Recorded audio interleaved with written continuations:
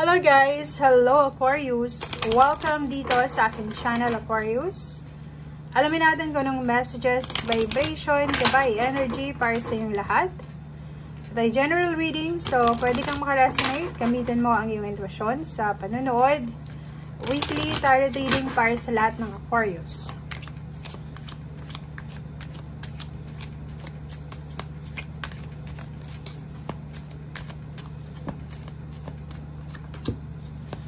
Okay, Aquarius. Okay, first card natin sa Aquarius is do some research. Oh.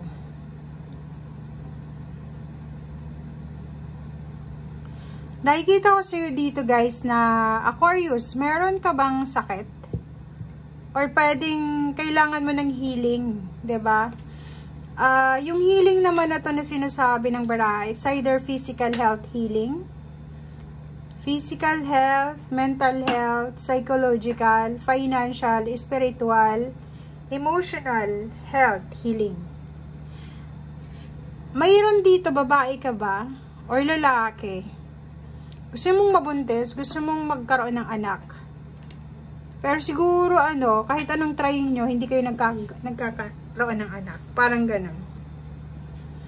Sa linggong ito, siguro may mga balita ka na matatanggap. Or pwedeng, yun, may mga chismis balita na, yung kakilala ko, nabuntis siya, unexpected. Medyo may edad na siya.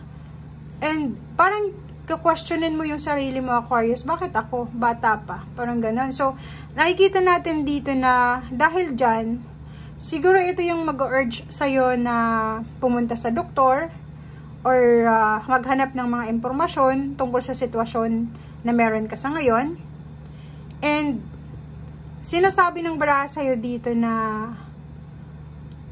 if ever man kailangan mo ng professional na doktor or ng professional na tao para sa kung ano man tong healing na kailangan mo, wag kang wag kang yun nga yung sinasabi, look into it further before proceeding. So wag tayong basta-basta pupunta sa kung sino-sinong professional na hindi mo alam kung ano ba talaga yung problema mo. Kasi kung health problem siya, 'di ba? Hindi naman tayo doktor, pero make sure na alam mo kung ano yung problema sa katawan mo para mabigyan ng focus siya. So, yun yung sinasabi. Pero, ang maganda naman sa situation mo is yung healing na kailangan mo, yung kagalingan na kailangan mo is within you lang. Within reach lang sa'yo. So, pwede mong makuha kung ano man ito na kagalingan na hinahanap or minamanifest mo. Okay? And this week din, if ever man na marami kang kailangan na tulong, let the universe and other people know kung ano yung mga kailangan mo. Huwag kang mahihiya na humingi ng tulong. Huwag kang mahihiya din na ipakita, sabihin sa mga tao na may weakness ka. Kasi, alam mo yung balanse dito sa mundo, kailangan natin ng acceptance. Minsan, sa sobrang pride ng tao, hindi natin natatanggap na mayroon tayong mga weaknesses, mayroon tayong mga hindi maganda na nangyayari sa buhay natin, na tinatago natin kasi natatakot tayong sabihin na, alam mo yun, may backstab or laitin or kano pa man. Pero, alam mo, pag totoo yung pinapakita mo, wala kang tinatago, sobra-sobra yung freedom na mararamdaman mo. Okay? And hindi masama na humingi ng tulong. Hindi masama na ipakita sa mga tao na weak ka sa ganyan na klase. Like sa love life or sa money. Like wala kang pera. 'Di ba? Nawalan ka ng trabaho. Nalugi yung negosyo mo. Nagkahiwalay kayo ng karelasyon mo. Hindi yun dapat tinatago. 'Di ba? Kasi hindi mo alam, may mga taong willing kang suportahan dyan. May mga taong willing kang tulungan. So paano kanila matutulungan kung hindi nila alam kung ano yung klase ng tulong na ibibigay nila sa'yo? Diba? Reach out. Reach out. Huwag tayong mahihiya. Huwag tayong mahihiya na humingi ng tulong. Kasi, pag humingi ka ng tulong, balance yun eh. Kasi, hindi naman sa lahat ng oras, ikaw yung tutulong. Kailangan humingi ka rin ng tulong. Para balance. Okay, positive change. Oh, diba? So, if ever malungkot ka, kasi nga yun, disappointed ka sa kung ano man tong gusto mong mangyari sa buhay mo, hanapin natin yung biyaya sa current situation na meron tayo. Diba? So, isipin mo, kung ano man tong issues na to sa buhay mo, huwag kang mag-alala kasi may positibong pangyayari or positibong pagbabago na darating sa'yo. Siguro sa ngayon, kung naniniwala ka sa right timing, alam mo ba, okay, eto lang sikreto lang ito. Pag may mga gusto tayong gawin sa buhay natin, na yung sobra-sobra yung eagerness mo 'di ba? Parang ang iniisip, gusto kong yumaman, yung gigil na gigil ka. Alam mo ba yung kinagigigilan mo na yan, hindi yan mangyayari.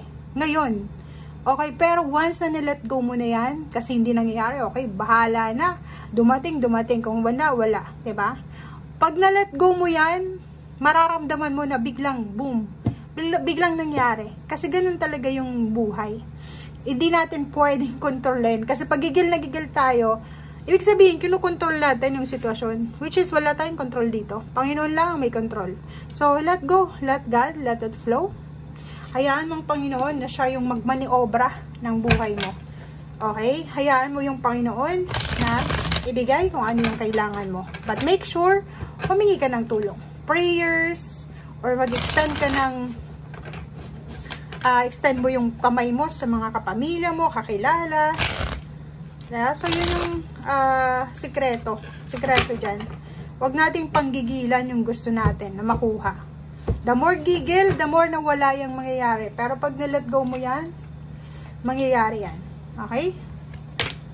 Okay, so sa linggong ito, sinasabi ng barahan na if may work ka, may business ka, may source ka ng income, take care of your money, take care of your belongings, your inheritance, your possession, your position. Okay? So kung ano man to, trabaho man yan, pera, relationship, bantayan mo. Okay? Lahat ng kinikita mo, i-save mo. Relationship din, sinasabi ng barahan na wag nating i-take for granted ang ating karelasyon. Kailangan, balanse din. Ibinibigay mo dapat kung ano yung needs niya, and at the same time, hindi tayo unfair sa kanya. And, yung financial problems mo, yung scarcity, yung paghihirap na to, huwag kang masyadong mag-alala kasi nga may positive change dyan diba? So, ibig sabihin yan, may parating na pagbabago. Magbabago to It's either financial problem to or physical health problems. Kung ano man tong nararamdaman mong sakit sa katawan or mga issues sa physical, huwag kang mag-alala kasi mapagtatagumpayan mo yan. Nakikita mo to na 3 of Cups. May celebration na parating May success, celebration, healing, and huwag kang mag-alala, positive ito na pagbabago na darating sa'yo. Okay? Thank you guys. Bye!